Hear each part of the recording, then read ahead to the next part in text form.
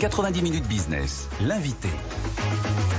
Avec nous ce midi, Gérard Pignot, directeur de l'école d'ingénieurs CPE Lyon. Merci monsieur d'être en direct avec nous dans 90 minutes business.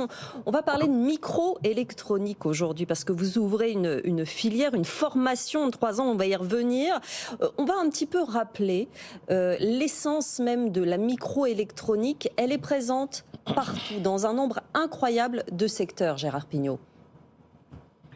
Oui, la microélectronique a envahi maintenant pratiquement tous les secteurs et ce, beaucoup plus vite qu'on ne le pensait. Alors bien entendu, tous les secteurs traditionnels de l'informatique et du numérique, ça c'est bien connu, mais vous avez aujourd'hui de la microélectronique dans les voitures, dans les avions, dans les trains. Ce changement s'est fait plutôt plus vite que prévu, même s'il avait été prévu. Et en fait, ce qui s'est passé, c'est que pendant la période du Covid, l'Europe s'est rendue compte qu'elle était trop dépendante des importations venant de l'extérieur de l'Europe pour son approvisionnement en microélectronique. D'où effectivement une aide de l'Europe, 8 milliards d'aides d'État pour la microélectronique et les télécoms, et un énorme besoin en talent. Ce secteur va générer énormément d'emplois dans les années qui viennent. On est à combien d'emplois d'ici 2030? Combien de personnes qu'il va falloir former? C'est difficile de le chiffrer parce que on a tendance à additionner les chiffres. Ce qui est annoncé sur les sites du programme d'intérêt important économique commun, c'est 2500 emplois directs en France à l'horizon de quelques années, avec, je pense, quelque chose de très spécifique à la microélectronique, c'est-à-dire que pour un emploi direct, le nombre d'emplois indirects est très important. Donc c'est des milliers d'emplois, rien qu'en France, dans les années qui vont venir, et ce, très rapidement. Ce que je dirais au fond, c'est que ça traduit la fin d'une ère qui était le règne exclusif de l'informatique, quasi exclusif de l'informatique dans le numérique, qui a été toute la période des années 90 à 2020, qui s'est traduit par une délocalisation très forte de tout ce qui était production de matériel en dehors d'Europe pour des raisons de coût. Et en fait, aujourd'hui, on se rend compte qu'il faut une maîtrise au moins partielle et la plus importante possible du matériel et du hardware pour pouvoir réellement faire les chaînes numériques dont on a besoin dans le domaine de l'électronique. Le programme important d'intérêt économique s'appelle électronique et connectivité, ce qui signifie que c'est pas simplement la partie composants électroniques ou carte électronique, c'est vraiment aussi toute la chaîne de connectivité qui n'est plus qu'une chaîne logicielle. C'est-à-dire qu'il y a une chaîne logicielle, mais il y a une chaîne matérielle très importante. Le matériel a beaucoup d'importance pour tout ce qui est sécurité, pour tout ce qui est performance, pour tout ce qui est consommation d'énergie. Et c'est ce qui motive ce grand retour de l'électronique en Europe. Question de Jean-Marc Daniel. Oui, pour revenir sur votre école plus précisément, vous avez combien d'étudiants? Vous les recrutez à quel niveau? En classe préparatoire ou directement après le bac et vous avez combien de candidats par rapport au nombre de places que vous avez? Est-ce que vous sentez une véritable appétence pour ce genre de métier? Alors, au global, l'école forme à peu près 350 ingénieurs par an. Et on a donc en gestion à peu près 1800 élèves dans l'école. Ça fait de nous une relativement grosse école parce que je pense que la taille moyenne d'une école d'ingénieur en France aujourd'hui est plutôt entre 150 et 200 élèves.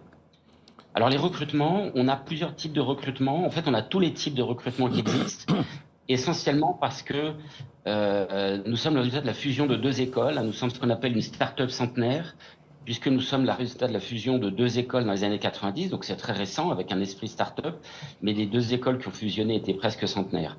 Donc nous recrutons à bac sur Parcoursup pour notre classe préparatoire intégrée.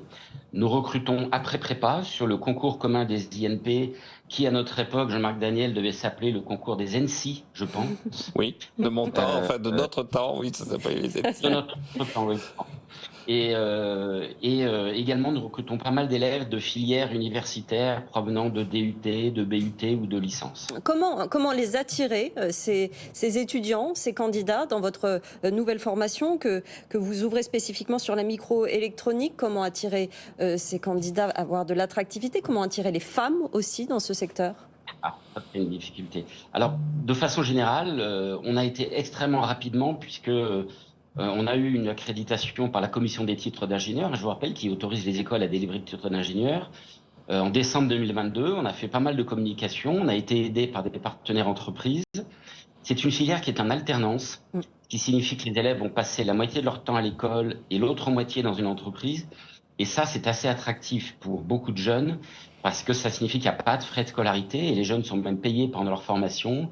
Et puis, il y a ce rythme école-entreprise qui séduit beaucoup. Donc, c'est quelque chose qui, normalement, devrait être assez attractif. Après, c'est la première année qu'on ouvre, donc on ne va pas avoir des centaines d'élèves dès la première année. Je pense qu'on vise une dizaine, une quinzaine d'élèves la première année et une quarantaine, une cinquantaine à terme. Alors la question des filles dans l'électronique et dans le numérique de façon générale, c'est un problème terrible. C'est un problème mondial qui n'est pas qu'en France, pour des raisons qui sont certainement on va dire des standards, des stéréotypes de genre. Les filles se destinent beaucoup moins au métier du numérique que les garçons. Et je donne toujours un exemple qui m'avait frappé. Vous faites faire un exercice, vous faites faire le même exercice à un groupe, vous avez la moitié de garçons et la moitié de filles. Si vous leur dites que c'est un exercice de géométrie, les garçons réussissent mieux.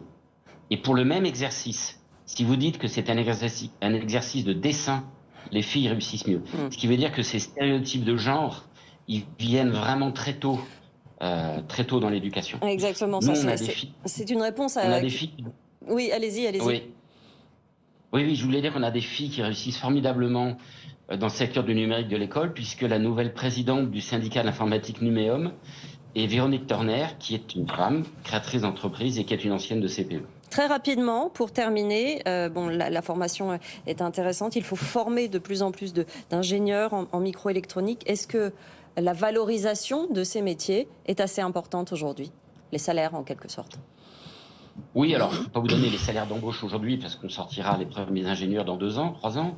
Mais oui, les salaires sont en train de monter dans ce secteur au niveau de toute l'Europe parce que c'est une industrie qui est assez largement mondialisée et européanisée. Et bien entendu, comme les salaires des ingénieurs de façon générale en France, ce sont des métiers qui sont attractifs et intéressants et avec du potentiel d'évolution de carrière dans la même entreprise ou entre entreprises, où il y aura à la fois des grands groupes, des choses type ST Microélectronique, des fonctions de recherche, comme par exemple au CEA, mais aussi toute une nébuleuse de start-up et d'entreprises de taille intermédiaire qui sont vraiment à fond dans ces domaines. Merci beaucoup Gérard Pignot, directeur de l'école d'ingénieurs CPE Lyon, de cette nouvelle formation du coup qui ouvre en alternance à partir du mois de septembre. Merci à vous d'être venu nous voir dans 90 minutes business.